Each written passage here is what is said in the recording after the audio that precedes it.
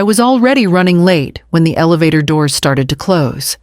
I reached for the button to hold them, but they were nearly shut when Mr. Levin from 9B jammed his cane between the doors. They bounced back open with a ding. He stepped in slowly, eyes not on the floor buttons, but on me.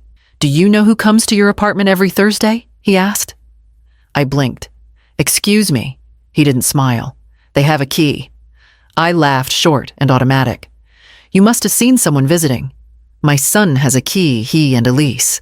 His eyes stayed on mine. "It's not your son." He got off on the 7th floor without another word. I didn't go to my sister's that afternoon. I stayed in pacing through each room, checking drawers I hadn't opened in weeks. Everything looked fine, mostly. A pillow was out of place on the couch. One of my mugs was in the drying rack, and I hadn't made tea since Tuesday. My bedroom door was open when I swore I'd closed it that morning. It was probably nothing. I told myself that twice while I scrolled through a list of home security products on my tablet. By the third time, I had a camera in my cart. Motion activated. Discreet. Delivered tomorrow. I didn't call my sister that night either. I sat at the kitchen table with my landline beside me, staring at the keypad. The room smelled faintly like cologne, not mine, not Jordan's. Elise's perfume had always been too sweet, but this was sharper. Masculine. I stood and checked the lock on the front door. It clicked, secure. I turned it once more, just to be sure. Back at the table, I pressed place order on the camera and shut off the lights. Upstairs, someone walked heavily down the hallway. I didn't open the door. The next morning, I made a list of every item I thought might have moved in the last few weeks, and I waited for the package to arrive.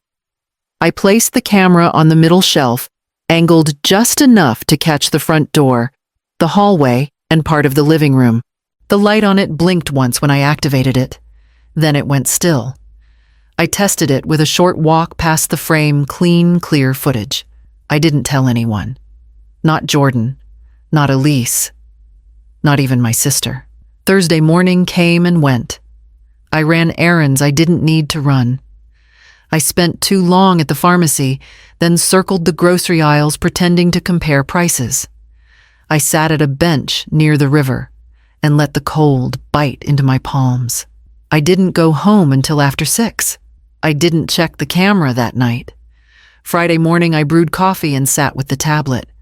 My thumb hovered over the file. Thursday, entry 1. I pressed play. Elise walked in like she owned the place. She had a large canvas bag in one hand, her phone to her ear with the other. She laughed loud, sharp, and set the bag on my table without looking around. She opened the fridge, pulled out the wine I'd been saving, and poured herself a glass. Then she headed into my bedroom. 3 minutes later, a man walked in. He didn't knock. He didn't hesitate. He locked the door behind him like it was routine. He was taller than Jordan, broader, wearing a dark jacket I didn't recognize. He looked around once, then followed Elise down the hall. I let the footage run. They didn't come out for almost 2 hours. When they did, Elise's hair was damp. The man was holding one of my bath towels. She handed him something from her bag, looked like a folder, and then kissed him before he left. I stared at the screen, watched it rewind, watched it again. This wasn't an accident. This wasn't confusion. This was comfort. I paused the video at the frame where her hand touched the knob of my bedroom door, then closed the tablet and got up to check the locks again. I moved through the apartment slowly that morning, touching everything I normally ignored.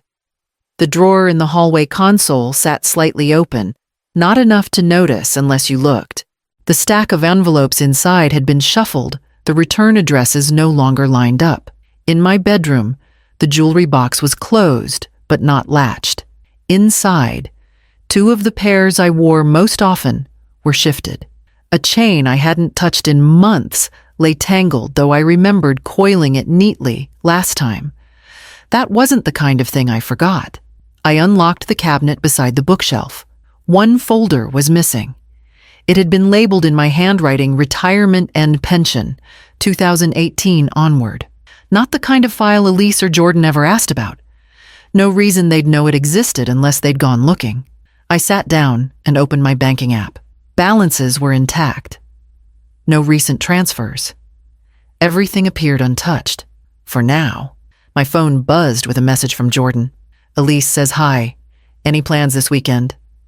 I stared at the screen, thumb hovering above the keyboard. I typed back something safe. Nothing special, just catching up on rest. You two doing okay? He responded with a thumbs up. That night, I poured a half glass of wine, turned off the overhead light, and opened the Thursday footage again. This time, I watched closely. At minute 23, Elise stepped back into the living room and walked to the cabinet. She opened it without hesitation, pulled out the folder, and handed it to the man. He sat on the couch and flipped through it, page by page, nodding to himself. She said something I couldn't hear. He shrugged, then slipped the folder into her bag. They left 15 minutes later. I stared at the paused frame, Elise's hand on the doorknob folder tucked under her arm. They didn't just feel entitled to my space. They'd come for more than comfort. They'd come for leverage. I shut the tablet and turned out the light, already reaching for Nadia's number. I didn't call Jordan. I didn't send Elise a message. I didn't even change the locks yet. Instead, I called the building manager, Darren, and asked if we could meet in person. I didn't want to leave a record. We sat in the front office while he clicked through his computer system, sipping from a travel mug that smelled like burnt cinnamon. I just want to update a few codes, I said, voice steady. Tighten things up a bit. He nodded, not asking why. I gave him Elise's full name, her elevator access code, and the fob number Jordan registered years ago. I asked that hers be removed immediately, quietly. He confirmed it with one click. After that, I called Nadia. We hadn't spoken in months, not since her firm expanded into estate law and property cases. She picked the cafe near the old library we used to haunt after college. When she saw me, she smiled like nothing had changed.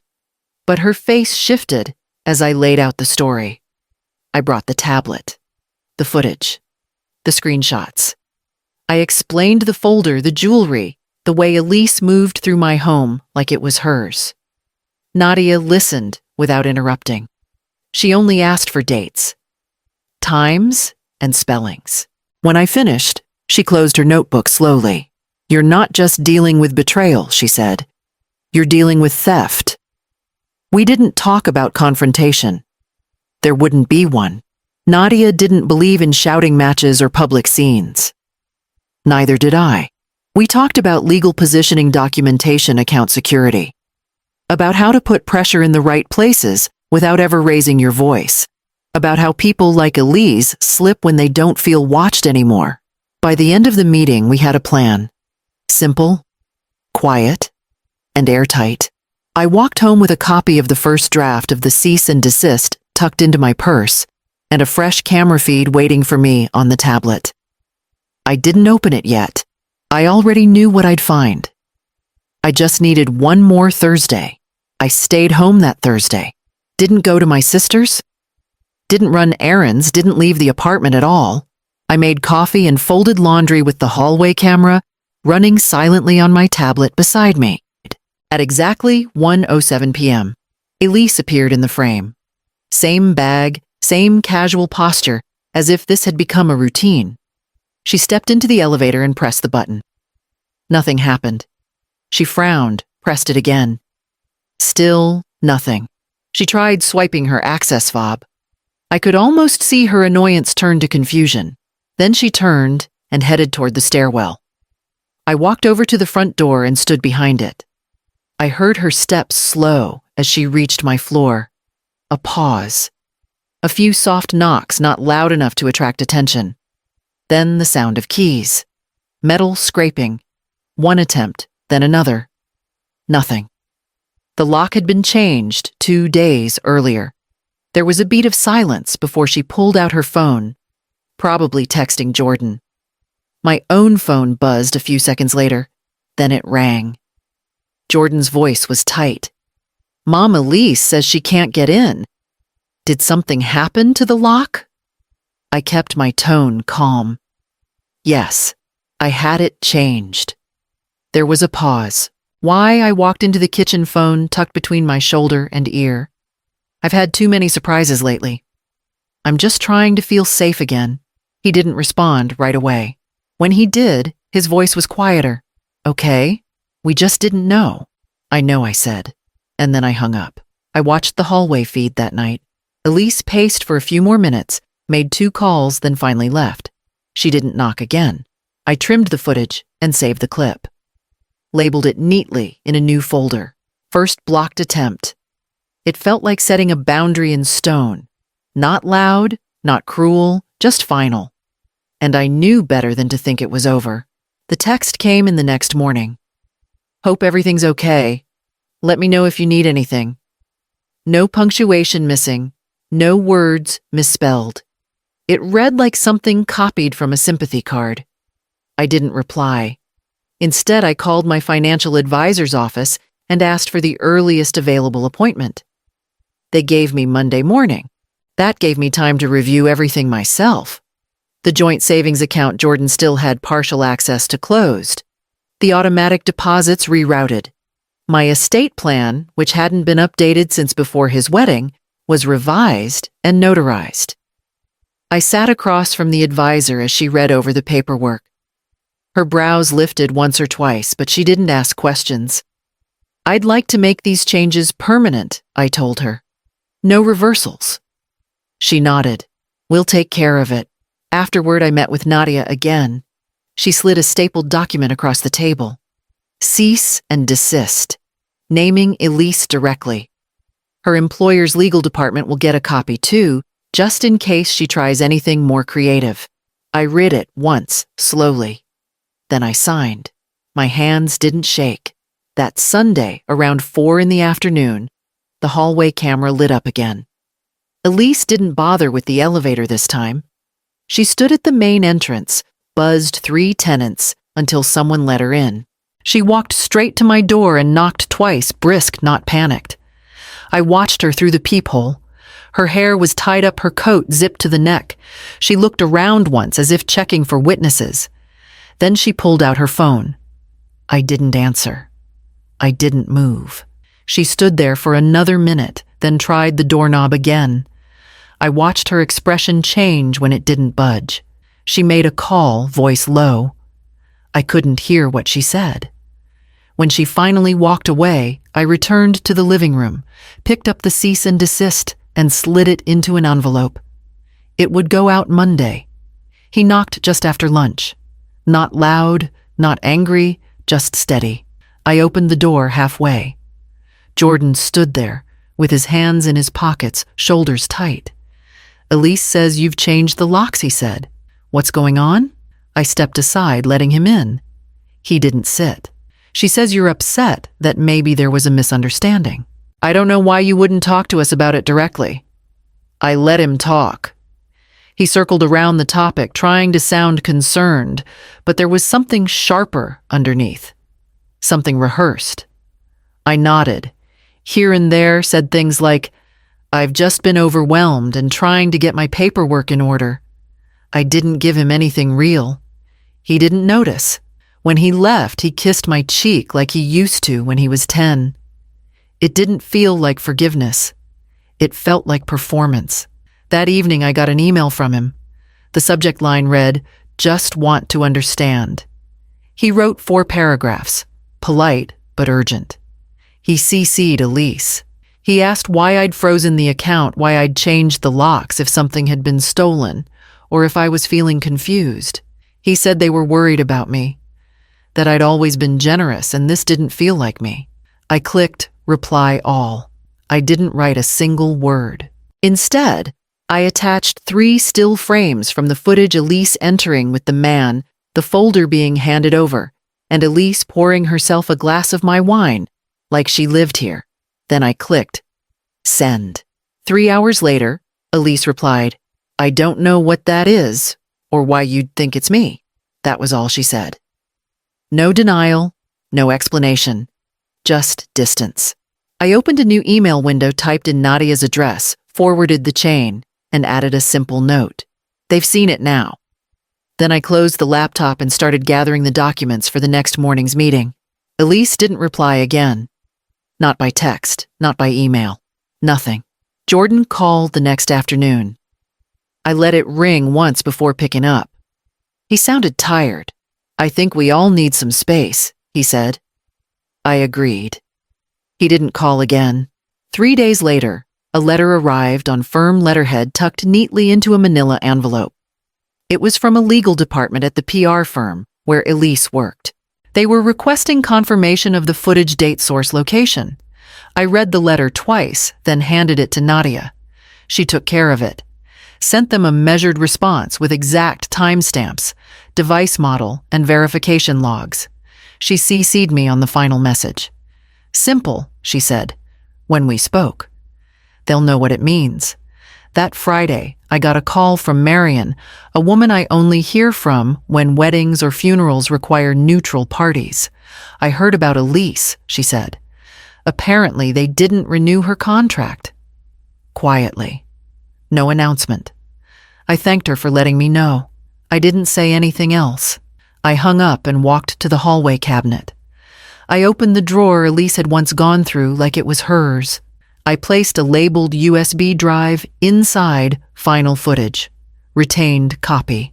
No intention of ever opening it again, but I wanted it where she had looked before, where she'd find nothing if she ever came back. That night, I changed the bedding again. Clean sheets. My own scent. No trace of anyone else. I poured a glass of wine and stood by the window. Outside, the street was quiet, lit by the soft hum of a lamppost I once complained about to the building manager. I'd learned to live with it. Sometimes the things you think will drive you mad turn out to be the things you miss the least. I sat down, opened a book I hadn't touched in years and read, until the words blurred together. The hallway stayed silent. No footsteps. No whispers. No elevator chime. And for the first time in weeks, I didn't feel the need to check the camera. I started with the smallest drawer, the one by the phone charger where rubber bands and spare batteries collected over the years. I emptied it, wiped it clean, and threw half the contents away. Then the hallway cabinet. I replaced every file Elise had touched, moved them into fresh folders, printed new copies. I shredded the old ones one slow sheet at a time. Every key was replaced. The lock on the front door, the backup on the patio, the key box I used to keep under the planter. Gone. I gave away the remaining bottles of wine. I hadn't opened them since. It wasn't about the taste anymore. It was the feeling of uncertainty they carried. A memory I didn't need to pour. The cameras stayed. Not for fear, but for proof. Just in case. I didn't block Jordan's number, but I didn't reach out either. There was nothing left to clarify. He knew what happened, and he'd chosen quiet. When I met with my advisor again, we sat in a new room this time. Glass walls, soft lighting. I signed the updated will without hesitation. Jordan and Elise's names were gone, not in anger, just no longer relevant. Nadia handed me the final copy the following week. "You did everything right," she said. "You trusted. Then you protected."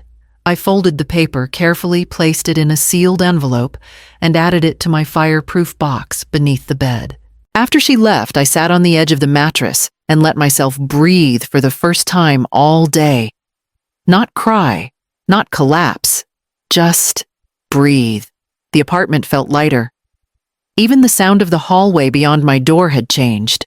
No more waiting for footsteps that didn't belong. No more glancing at shadows, wondering if they carried intentions. I walked through each room again slowly. Touched the back of each chair, closed each cabinet. This time, when I reached the hallway, I didn't find anything out of place. Everything in the apartment finally looked like it belonged to me again. It's Thursday again. I wake without checking the hallway feed. No part of me expects footsteps this morning. I boil water, drop a tea bag into my favorite mug, and carry it to the armchair by the window. The same one where I first sat, holding the tablet, rewinding evidence I hadn't wanted to find. Now I read. No buzzing from the entrance. No alert from the stairwell camera. No faint perfume hanging in the air. Just pages turning and the sound of wind brushing the glass. The quiet doesn't ache anymore. It's not lonely, it's mine. I don't listen for things that used to mean danger. The silence doesn't carry a threat. It feels earned. After lunch, I open the hallway drawer and pull out the USB drive. It's the last one. I don't watch it. I already know what's on it and it no longer matters. I toss it into the trash and close the lid. The cameras are still mounted, but their lights remain dark. The tablet is tucked into a drawer beneath the phone charger, no longer a lifeline. I open the windows. The street sounds normal. Someone calling for a dog down the block. A delivery truck reversing into the lot across the road. A kid yelling at a bicycle that won't cooperate. I don't brace for the elevator chime. I don't freeze when the floorboards creak. There's no one coming today. No one pretending to visit. No one pretending to care. And yet I feel less alone than I did when the door still opened without warning. I water the plant in the kitchen. I fold a towel and place it neatly on the rack. I eat dinner early just because I want to. When I lock the door that night, it's not out of fear. It's out of habit and peace. There's nothing left waiting behind me and no one trying to get in.